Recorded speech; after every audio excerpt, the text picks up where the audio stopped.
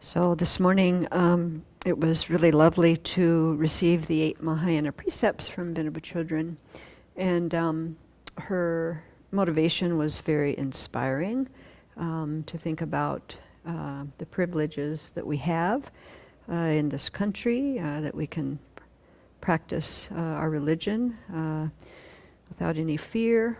And really that we have all the conducive circumstances laid out right here for us in this retreat to practice, and how rare that is, how wonderful that is. And so with that aspiration really motivating me to sit on the cushion then this morning and to start my meditation. And it wasn't very soon after that that I realized I was in a car strapped down and on the roller coaster ride. So I thought maybe today to talk a little bit about how I work with the mind that doesn't cooperate with the plan that I have every day on what I'm going to do and how I'm going to do it. Yeah. And so, of course, the thing that's pulling me from my practice is the self-centered mind, my ignorance. And the beauty of retreat is that I really have the opportunity to look at how my mind thinks, to really get to know how it operates. And without that knowledge, I'm not going to be able to get off this roller coaster ride. So it's very helpful to really pay attention. And I was thinking about, when we're not in retreat and going about our daily activities, it's so easy to stay distracted by the next thing. I have a desire for something, I get it or I don't, and instead of looking at, what my mind does with that, I'm on to the next thing, the next distraction, the next thing I want, the next whatever. And so we just kind of bounce from one distraction to another, at least I do, often. And it's like the mind is just pulling me in all of these directions, and I'm just kind of, captive by it. And of course, at the end of the day, there's dissatisfaction. There isn't much peace in the mind. And so with retreat, we have the opportunity to not have so much distraction so that we can really watch to see what this mind is doing. Where does it go on its own, and how can I work with that and transform, train it? So really that, to me, is kind of the point. And of course, if I don't do that, what ends up happening is I'm creating misery for myself. And, none of us deserve to create misery for ourselves, even though we do that. And it's just habit. It's just habit. That's all it is. So we can train ourselves from that habit. And so, we use the methods of mindfulness and introspective awareness. So the introspective awareness is the kind of spy in the mind that's watching where my mind is going, what it's doing, and the mindfulness to try and place my mind where I want it. And so it's really helpful to set a very strong intention that I'm going to focus on a specific thing. That really helps, because the way the mind works, if we set a strong intention, the mind wants to follow that. Yeah. And so I try to pay attention to when my mind goes off my practice. And I either do that, and that's kind of catching it quick, or the next kind of step of that, if I don't catch that right away, then it's kind of more like I'm recognizing that my mind is disturbed. My peace of mind is gone. Mm-hmm. And so whenever I watch that and see that that has happened, then I want to bring myself back to, what the object is. And how I bring myself back is important. So when I notice that I'm not on the object that I want to be on, or the meditation or the practice, whatever it is, how do we relate to ourselves when we notice we're not on the topic? When we catch that, is it with some disgust or anger or criticism? Or is it with joy that we've caught that? It's interesting, So to watch, how you're relating to yourself when you notice, I was just, fantasizing about the future or lost in the past, and then I recognize that, then how do you relate to yourself when you recognize that? It's really important to watch to see how you do that. Because if you criticize yourself or you're disgusted or discouraged about that, how is that going to help? Not even one moment will that help, And so we want to kind of bring some joy to and some acceptance, We're going to be off the topic for a really long time, I hate to tell you. So let's accept that. And then let's have some joy when we recognize that, so that we can get back on topic. Otherwise, we're just, beating ourselves up. And then we get more discouraged and more spaced out, So it doesn't help. It doesn't help. And so, we want to look at what our expectations are. What expectations have we set for ourselves?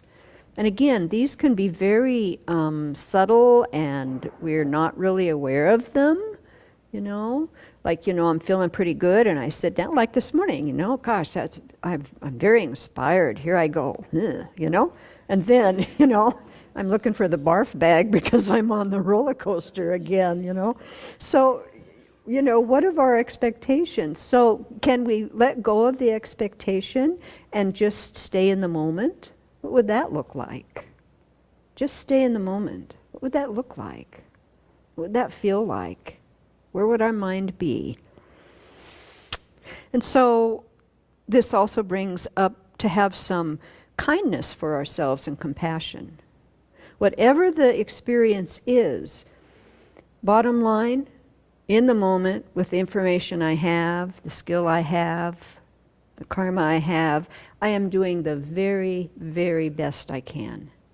And that's true for all of us. That's true for all of us. So we can hold that. That would be okay to hold. If I have a critical or discouraged mind, I'm practicing making myself miserable. And let me tell you, I do not need to practice that anymore.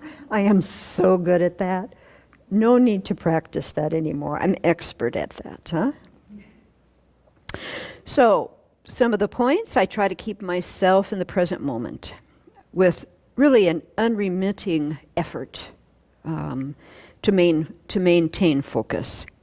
Not tight, so it's weird because, you have to have a really relaxed body, but laser focus, and so it takes a while to kind of get that going.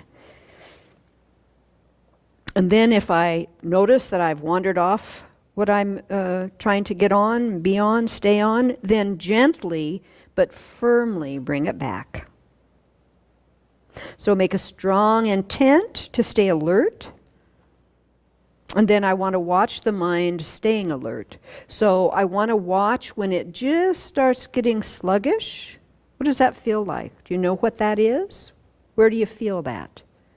How is that? Or all of a sudden, you're doing the nod thing. Yeah. So, what is the early moments of what that feels like? So when I first feel the sluggishness, usually it's the mind isn't quite so clear. Yeah. So what do I want to do? I want to watch my posture. I want to get alert. I want to remind myself this life is like flash of lightning. It is gone very quickly. I don't want to waste any time. So I want to catch it very quickly. If I catch it by the time I'm nodding, I have really practiced being not alert at all. And the more I practice, the better I get at it, of course. So we want to catch these things really quickly, as soon as possible. Whatever we can do to wake ourselves up. And all of our minds are so different. I don't know what's going to wake you up when you start getting drowsy or sluggish. But you can figure that out. So use that. Yeah? And then the opposite, of course, the too much energy mind, the mind that has discursive thoughts, like, a machine gun, going crazy, yeah? So what do we do with that one? So I focus on the breath, and I put a lot of focus in relaxing my body. So I do body scan. Where am I holding tightness? Let it go, yeah? And then I pay attention to the content of the thoughts, because usually they're focused on attachment, and they're always focused on past or future. So again, I need to bring myself back present. And I try to remind myself that attachment or desire or pleasant feeling always, at some point or another, will bring misery. Always. Always. Without a doubt. You watch that. You don't have to believe me. You take a look and see if that is true or not. Always. And then before I get up from the cushion, I set my mind to what I'm going to do in the break time. So if my mind is, really active, I have a lot of mental energy, then I spend my break time reciting mantra, kind of slow and gentle. If I'm, sluggish and, hard to get one coherent thought going, then on break time, take a walk, do something active. And so as we get to know our minds better and better, then we start to know what we need to apply so that we can find that sweet balance place where we can use our mind for our practice instead of being pulled around by our afflictions and by the discursive thoughts that take us away from the practice we're trying to do. And to make the strong resolve, too, that I'm not going to let this self-centered attitude pull me around.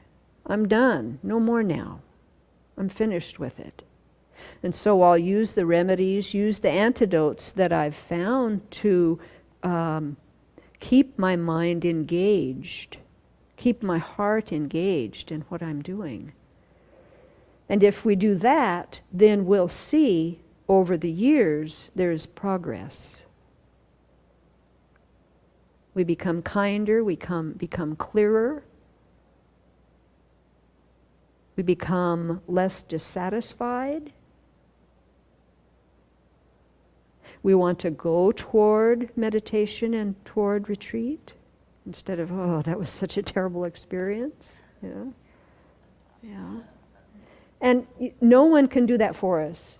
We only can do that for ourselves. And we all have all that we need right inside of us to do that. It's just making the determination that I'm not going to make myself miserable anymore. I don't deserve it. I'm not going to do it.